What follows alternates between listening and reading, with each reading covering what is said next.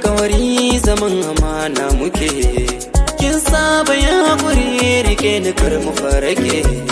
Ki sha madarar kauna, ki sha madarar kauna, sha madarar kauna, sha madarar kauna, madara, sha madara, madara, madara, sha madarar, madarar kauna, sha madara, madarar kauna, sha kurmin ki zuciya ke ce ta yi zabi.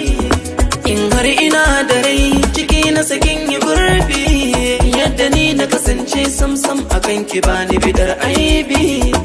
Akan ki sai an bar ni, halin ki bai mummuni, akan tana gidan an ganni dokin jigin biya.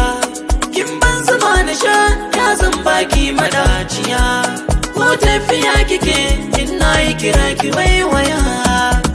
A zuciya ke ce habibiya, da ni da ke duk sirri ma'adana.